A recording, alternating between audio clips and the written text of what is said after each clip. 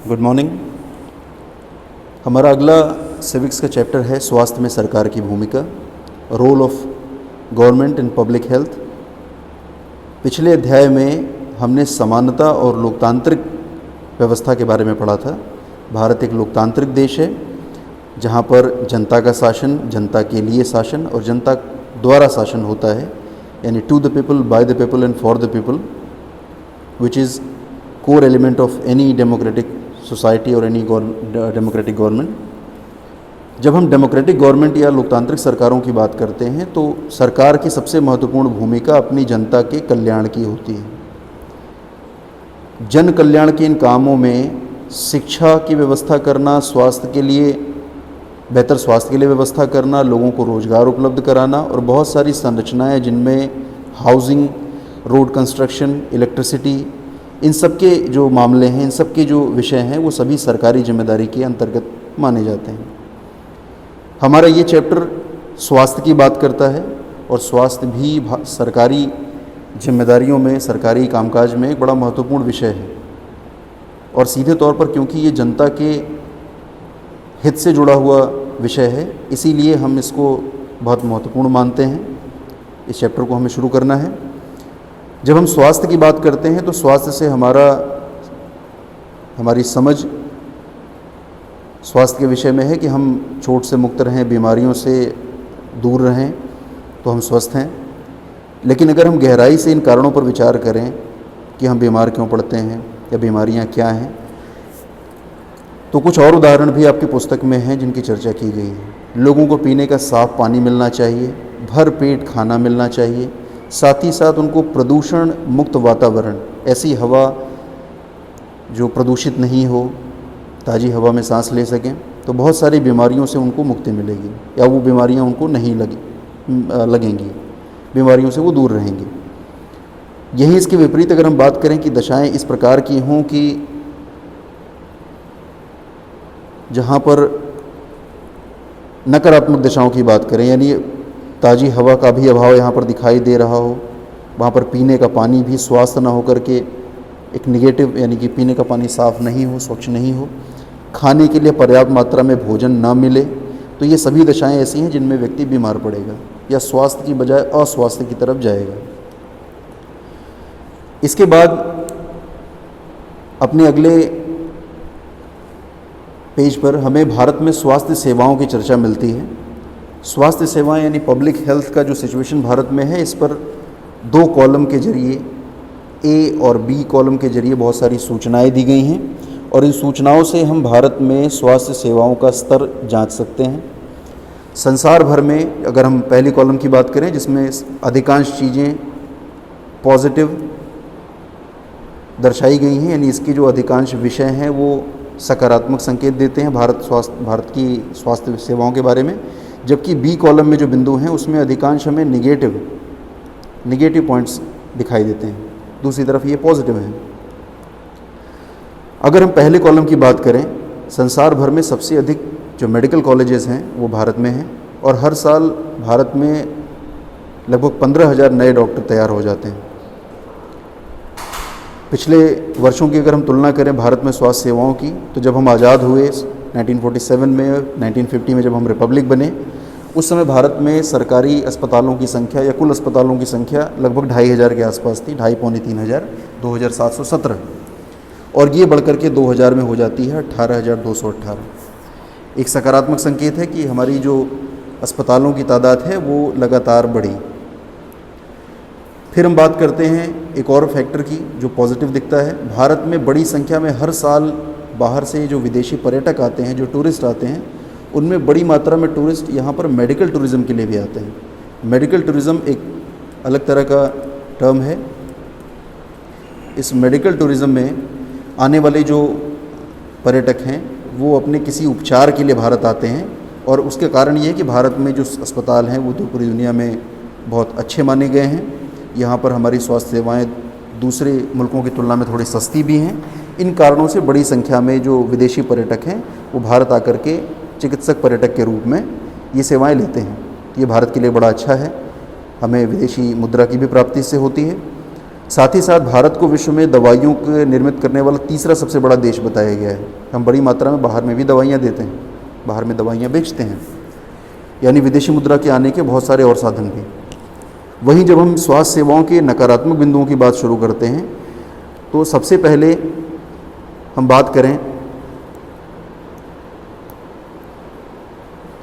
भारत में, जैसा कि हमने पढ़ा कि बहुत सारे जो डॉक्टर्स हैं वो बड़ी तादाद में हर साल तैयार होते हैं, लेकिन इनमें से अधिकांश डॉक्टर शहरी इलाकों में रहते हैं। ग्रामीण निवासियों को स्वास्थ्य की सेवाओं के लिए बड़ी लंबी दूरी तय करनी पड़ती है, और उसका कारण ये भी क्योंकि गाँव में डॉक्टरों की उपलब्धता बहुत कम है, अधिकांश डॉक्टर शहरों में रहते हैं। ये एक नकारात्मक बिंदु है। इसके अतिरिक्त भारत में अगर हम हर साल ट्यूबरकुलोसिस यानी कि टीबी से, जिसे हिंदी में तपेदिक भी कहा जाता है, इससे मरने वालों की तादाद देखें तो ये लगभग 5 लाख है। आज़ादी के बाद भी जबकि हमारी स्वास्थ्य सुविधाएं बहुत बेहतर हो गई थी, आपने पढ़ा भी, अस्पतालों में देखा, उनकी संख्याओं को देखा कि किस तरीके से 2500 से वो संख्या लगभग 18,000 19,000 तक पहुंच जाती है। इसके बावजूद भी हर साल टीबी से मरने वालों की तादाद अच्छी खासी है, बहुत सारे मामले हर साल रिपोर्ट होते हैं। ये भी एक नेगेटिव तस्वीर दिखाता है। इसके अतिरिक्त जैसा कि हमने पहले पेज पर ही आपसे बात की कि पीने का जो साफ़ पानी है वो निहायत आवश्यक है। पीने के गंदे पानी के कारण विश्व में सबसे ज़्यादा बीमारियां होती हैं, बहुत सारी संचारक बीमारियां, संक्रामक बीमारियां हो जाती हैं, और इन बीमारियों में जो धन का खर्च है, जो जन का खर्च है वो बहुत होता है, यानी बहुत सारे लोग इनसे, उनकी मृत्यु भी हो जाती है, अच्छा खासा धन इस पर खर्च होता है। हेपेटाइटिस, हैजा, इस तरह की बीमारियां हैं जो इससे हो जाती हैं। भारत में जब हम बच्चों को देखते हैं, भारत में गरीबी अच्छी खासी है, इस वजह से भारत में आपको ऐसे बच्चे अधिकांश मिल जाएंगे जिनको खाने का पर्याप्त नहीं मिलता, यानी वो अल्प पोषण यानी माल न्यूट्रिशन यानी कुपोषण के शिकार हैं। विश्व में सबसे अधिक कुपोषित बच्चों की संख्या अगर हम पूरे विश्व में तलाशें तो भारत उन देशों में से एक है। अब हम बात करें कि हमारे पास हमारे स्वास्थ्य सेवाओं में पॉजिटिव और नेगेटिव दोनों ही, एक तरफ जहाँ पहली कॉलम हमें पॉजिटिव बिंदु दिखाती है, वहीं दूसरी तरफ दूसरी कॉलम हमें नेगेटिव पॉइंट्स दिखाती है। हम आगे बात करते हैं कि हमें स्वास्थ्य सेवाओं के लिए आवश्यकता किन चीज़ों की है, क्या नेसेसिटी है। आपके पास हॉस्पिटल या डिस्पेंसरीज होनी चाहिए, स्वास्थ्य केंद्र या अस्पताल होने चाहिए, बहुत सारी लैब्स होनी चाहिए जहाँ पर आप अपने परीक्षण कर सकें विभिन्न चीज़ों के, अपने खून की जांच या अन्य चीज़ों की भी, जिनके जरिए बीमारियों का सही डायग्नोस किया जा सके। एम्बुलेंस की व्यवस्था चाहिए, ब्लड बैंक होने चाहिए। इसके अतिरिक्त हमें बेहतर स्वास्थ्य सेवक, नर्स, डॉक्टर, इन एक्सपर्ट्स की आवश्यकता पड़ेगी जो रोगों का पहचान करें, हमें सही तरीके से परामर्श दें, हमारे उपचार करें, और साथ ही साथ सबसे बड़ी बात कि जो दवाएं उपलब्ध होंगी वो दवाओं का सस्ता होना ज़रूरी है, क्योंकि भारत में बहुत बड़ी संख्या ऐसे लोगों की है जो महंगे उपचार को बेयर नहीं कर सकते। हमने ये देख लिया कि भारत में बड़ी संख्या डॉक्टर्स, दवा और अस्पतालों की है। फिर बात आती है सार्वजनिक क्षेत्र की स्वास्थ्य सुविधाओं की। अभी हम आगे इसे पढ़ेंगे, पहले कुछ छोटी कहानियों की चर्चा है। एक कहानी आपकी पुस्तक में शेख हाकिम या हाकिम शेख की है। इस कहानी में पश्चिम बंगाल के एक व्यक्ति हैं जो खेतिहर मजदूरों के संगठन से जुड़े हुए हैं। एक शाम वो ट्रेन से गिर जाते हैं, उन्हें चोटें आती हैं, वो अस्पताल जाते हैं। बहुत सारे अस्पताल उन्हें भर्ती करने से मना करते हैं। मना करने का कारण स्वाभाविक तौर पर वो सरकारी अस्पताल में ले जाए जाते हैं, और जो अस्पताल उन्हें मना करते हैं उनके जो कारण है कि कहीं पर बिस्तर खाली नहीं है, कहीं पर जरूरी विशेषज्ञ या एक्सपर्ट्स की कमी है, डॉक्टर्स नहीं हैं, इस तरीके से उन्हें बहुत यहाँ से वहाँ तक चक्कर काटना पड़ता है। 14 घंटे के अंदर उन्हें 8 सरकारी अस्पताल में, यानी एक बीमार व्यक्ति, एक चोटिल व्यक्ति जिसको चोट लगी है, उसको 14 घंटे तक 8 अलग अलग अस्पतालों में घूमना पड़ा, और उनमें से किसी ने भी उन्हें भर्ती नहीं किया, अलग अलग कारण बताकर।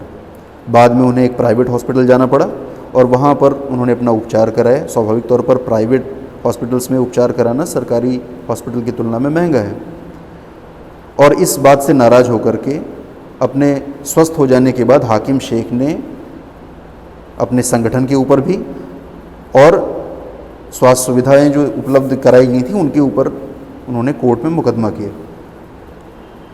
एक और कहानी है इसी के साथ, जहां हम इलाज के खर्च की बात करते हैं और उनकी तुलना भी कर सकते हैं प्राइवेट और गवर्नमेंट हॉस्पिटल्स की। इसमें अमन और रंजन नाम के दो बच्चों की चर्चा है इस कहानी में। इनमें से रंजन का परिवार थोड़ा रिच है और अमन के परिवार की स्थिति, आर्थिक स्थिति बहुत अच्छी नहीं है। दोनों बच्चे बीमार हैं। इस कार्टून पिक्चर को पढ़ते ही आपको चीज़ें आसानी से समझ में भी आएंगी कि ये किस तरीके से डेवलप होती हैं। इनमें ये दोनों बच्चे वायरल बुखार से ग्रसित हैं। कुछ दिनों के लिए वो विद्यालय नहीं आते हैं। बाद में जब वो विद्यालय पहुंचते हैं तो इनकी आपस में चर्चा होती है और इस चर्चा में ये दोनों आपस में एक दूसरे को बताते हैं कि उन्हें बुखार था और वो हॉस्पिटल ले जाए गए, उन्हें उपचार लेना पड़ा। पहला बच्चा पहले अपने उदाहरण गिनाता है, अपनी बातें बताता है कि जब वो हॉस्पिटल पहुंचा अपने पिता के साथ तो वो हॉस्पिटल किसी हॉस्पिटल जैसा नहीं बल्कि एक 5 स्टार होटल जैसा दिखाई दे रहा था। वो एक प्राइवेट हॉस्पिटल था जहाँ बहुत सारी सुविधाएं थीं। रिसेप्शन काउंटर पर अच्छे खासे पैसे उसके पिता को देने पड़े। अच्छा म्यूज़िक बज रहा था, बहुत साफ़ सुथरी जगह थी, टेस्ट के लिए बेहतर लैब अवेलेबल थी और बड़े हल्के फुल्के माहौल में टेस्ट के लिए सैंपल लिए गए और उसका रिज़ल्ट उसे जल्दी ही मिल गया। डॉक्टर ने उसको दवाएं दी अलग अलग प्रकार की और इन दवाओं को लेकर के वो ठीक हो गया, उसे अच्छा लगा। वहीं पर जब हम दूसरे बच्चे की बात करते हैं, दूसरा बच्चा बताता है कि उसे भी अस्पताल ले जाया गया, लेकिन उसका अस्पताल पहले की तुलना में उतना अच्छा हमें समझ में नहीं आता। सरकारी अस्पताल ले जाया जाता है दूसरा बच्चा और यहाँ पर उसे एक लंबा इंतज़ार करना पड़ता है डॉक्टर से मिलने के लिए। सबसे पहले ओपीडी काउंटर पर एक लंबी लाइन लगी है। सामान्य तौर पर सरकारी अस्पतालों में ऐसे दृश्य आपको दिख जाएंगे। ये जो बच्चा है उसके बाद बहुत लंबी लाइन लगाने के बाद वो डॉक्टर तक पहुंचता है। बड़ी भीड़ भाड़ है यहाँ पर। वो उपचार लेता है। कार्ड दिखाने की बात और खून की रिपोर्ट की बात भी होती है। रिपोर्ट का नतीजा लेकिन बाद में मिलता है। 3 दिन के बाद उसके खून की जांच जो की गई थी, ब्लड सैंपल जो लिया गया था, उसका रिज़ल्ट मिलता है। उसके बाद डॉक्टर भी चेंज हो जाते हैं। खैर, बीमारी का सही डायग्नोस कर लिया जाता है। यहाँ पर भी दवाएं दी जाती हैं और ये बच्चा भी ठीक हो जाता है। लेकिन दोनों बच्चों के ठीक होने में एक बेसिक फ़र्क हमें अस्पतालों के स्ट्रक्चर्स पर, उनके अवसंरचना पर समझ में आ जाता है। दूसरा, साथ ही साथ जो पहला निजी अस्पताल है उसमें अच्छी खासे खर्च की चर्चा की गई है कि इलाज में बहुत सारा खर्च हो गया, जबकि दूसरा जो बच्चा है सरकारी अस्पताल वाला, वो ये विचारता है कि उसका खर्च कम हुआ है, जबकि दोनों की बीमारियां समान थीं और वो दोनों समान बीमारी का उपचार करा रहे थे, लेकिन स्थान अलग अलग थे, अस्पताल अलग अलग थे, सुविधाओं का स्तर वहाँ अलग दिखता है, लेकिन परिणाम सामने है। यहाँ पर इस कहानी में, हाकिम शेख की कहानी में भी और अमन रंजन की कहानी में भी, जो हमें स्वास्थ्य सेवाओं के बारे में जानकारी मिलती है कि ये मोटे तौर पर 2 हिस्सों में बांटी जा सकती है। यानी हमारी कुल स्वास्थ्य सेवाओं को हम पब्लिक और प्राइवेट, इन 2 हिस्सों में बांट सकते हैं। पब्लिक सेक्टर की जो स्वास्थ्य सेवाएं हैं या सार्वजनिक क्षेत्र की सेवाएं हैं, सामान्य रूप से हम ये मान सकते हैं कि ये सरकारी सेवाएं हैं, सरकार द्वारा चलाई जाती हैं। चाहे वो इलाके ग्रामीण हो या शहरी, सभी जगहों पर इस तरह के सरकारी अस्पताल या स्वास्थ्य केंद्र आपको मिलेंगे। भारत में जो सिस्टम काम करता है उसमें PHC यानी प्राइमरी हेल्थ सेंटर, प्राथमिक स्वास्थ्य केंद्र, और बड़ी जनसंख्या के लिए CHC यानी कम्युनिटी हेल्थ सेंटर्स काम करते हैं, सामुदायिक स्वास्थ्य केंद्र।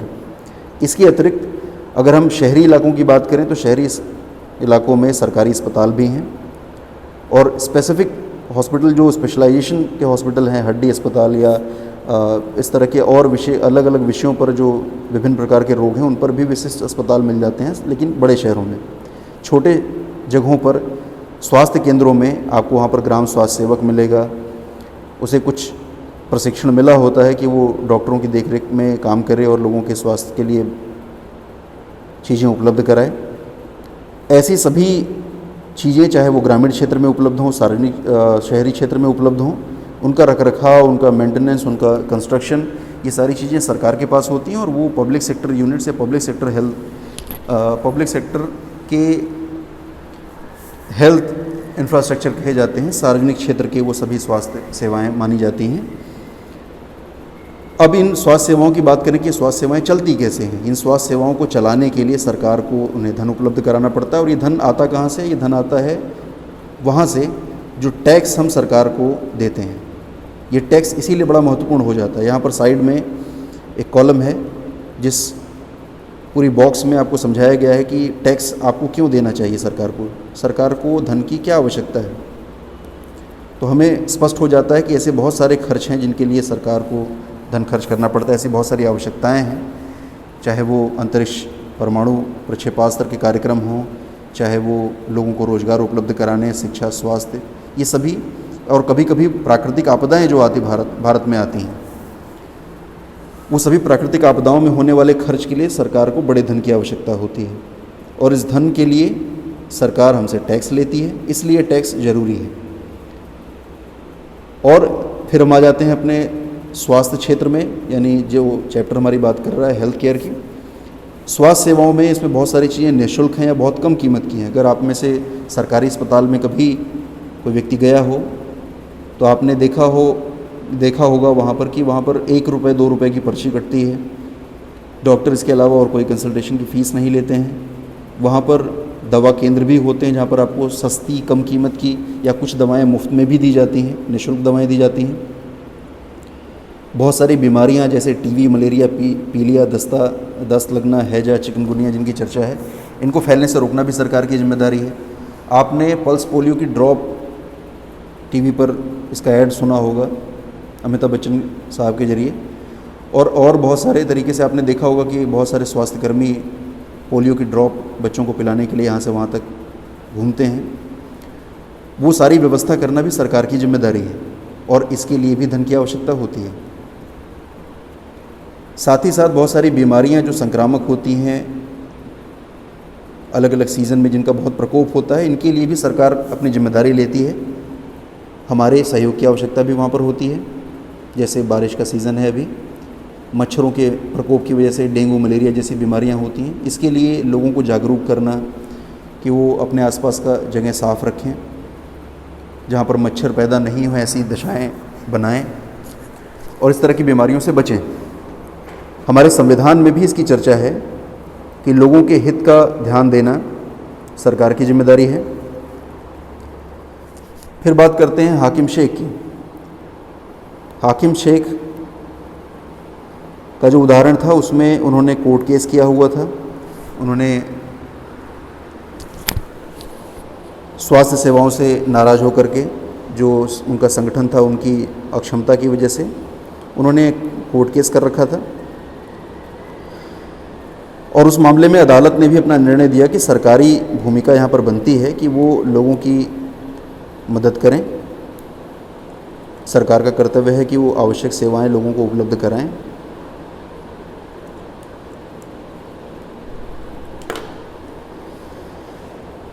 अदालत ने ऐसा बताया कि सरकार का ये दायित्व है कि वो मरीजों को स्वास्थ्य सुविधाएं दे, आकस्मिक इलाज की व्यवस्था हो तो वो भी करे। और अदालत ने राज्य सरकार को भी इसके लिए निर्देश दिया कि जो खर्च हाकिम शेख को ने किया है अपने स्वास्थ्य के लिए, 8 अलग अलग अस्पतालों में उन्हें जाना पड़ा और बहुत लंबे समय तक उन्हें बिना चिकित्सा के रहना पड़ा, 14 घंटे तक वो यहाँ से वहाँ तक भागते रहे। इस विषय के लिए राज्य सरकार को ये निर्देश दिया अदालत ने कि उनको उनका खर्च का जो पैसा है वो उन्हें दिया जाए।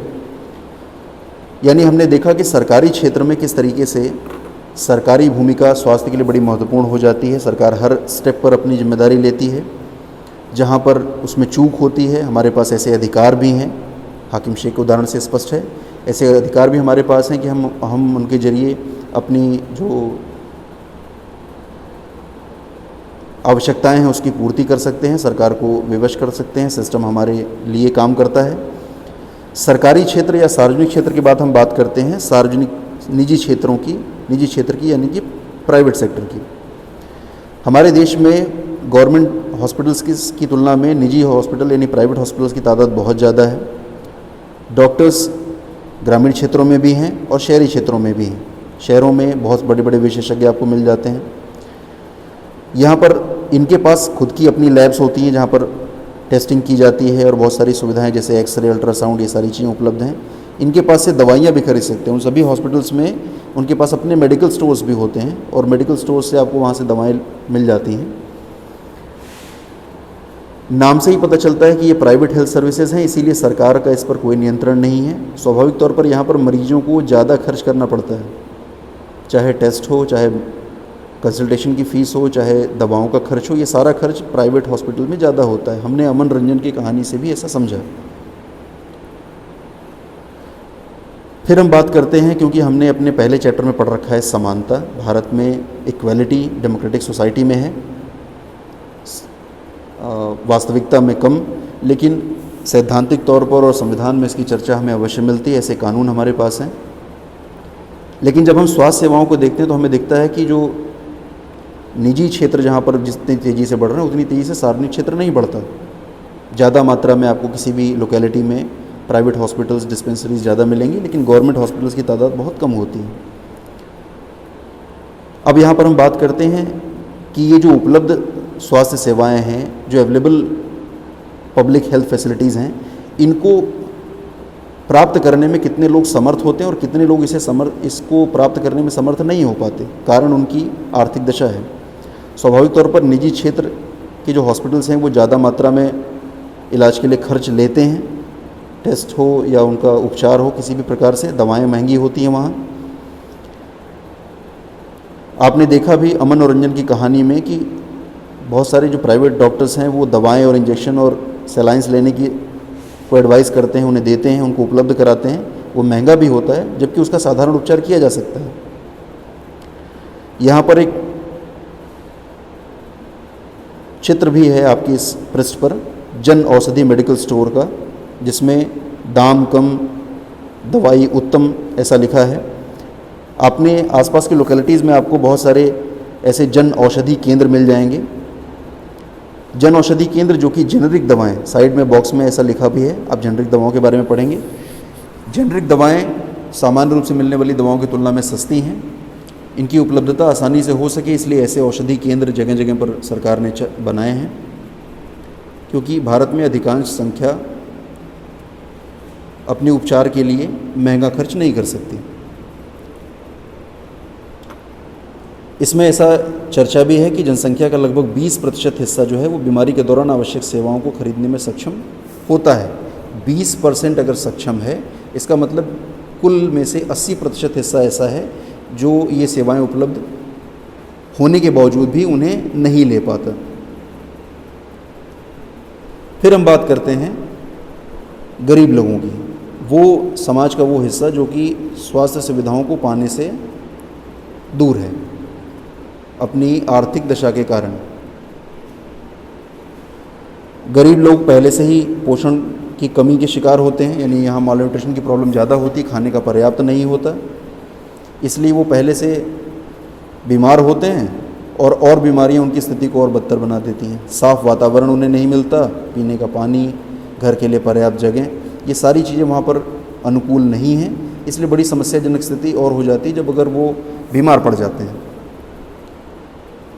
अब ऐसी दशा में जबकि हमें पॉजिटिव और नेगेटिव दोनों ही चीज़ें हमने देख ली, फिर हम ये सोचेंगे कि हमें इसके विषय में करना क्या है, यानी हमारी सरकार इस विषय में क्या कर सकती है। सरकार का उत्तरदायित्व है कि वो सब नागरिकों को, विशेषकर गरीब और सुविधाहीन जो लोग हैं जिनके पास फैसिलिटीज़ नहीं हैं, ऐसे लोगों को स्वास्थ्य सुविधाएं दे। ये सरकार की पहली बड़ी प्राथमिकता है। इस संदर्भ में भारत से एक उदाहरण लिया गया, भारत के केरल राज्य का। भारत के दक्षिणी हिस्से में ये राज्य पड़ता है और सुविधाओं के लिहाज से, खासकर स्वास्थ्य सुविधाओं के लिहाज से इस राज्य को हम सबसे बेहतर मान सकते हैं भारत में। आपको डायग्राम में दिखाया गया और लिखा भी गया है कि आप इसे ड्रॉ करने का प्रयास करेंगे कि ये किस प्रकार से बनता है। क्षेत्रफल के लिहाज से, ज्योग्राफिकल एरिया के लिहाज से ये बहुत कम है, एक छोटा राज्य है भारत का, लेकिन इसके बावजूद भी यहाँ पर स्वास्थ्य सुविधाएं बड़ी अच्छी हैं। 1996 में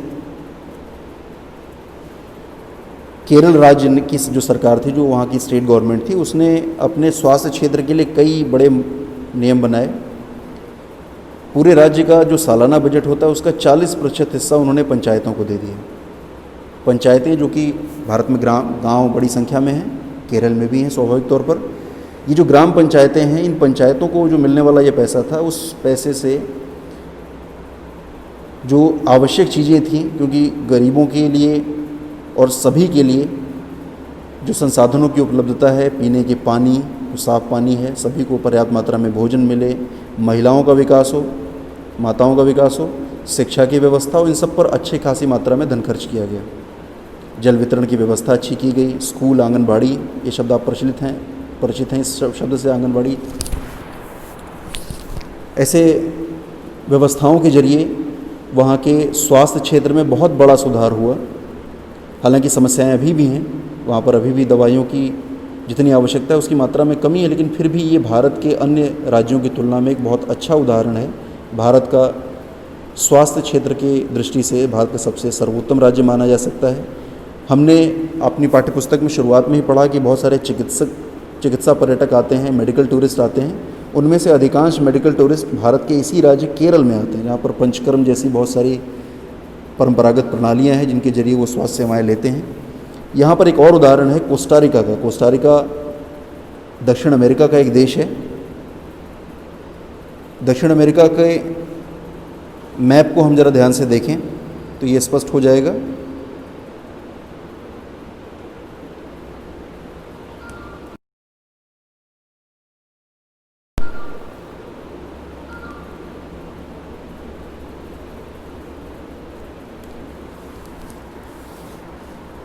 अगर हम वर्ल्ड मैप में दक्षिण अफ्रीका को देखें, दक्षिण अमेरिका को देखें, दक्षिण अमेरिका जो कॉन्टिनेंट है वो यहाँ पर है।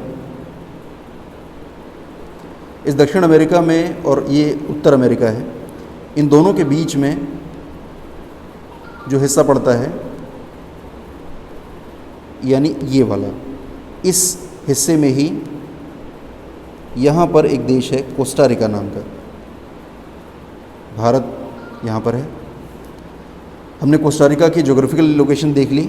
उत्तरी अमेरिका और दक्षिणी अमेरिका के बीच में जो मध्य अमेरिका है, इस मध्य अमेरिका का एक छोटा सा देश है, बहुत नन्हा सा देश।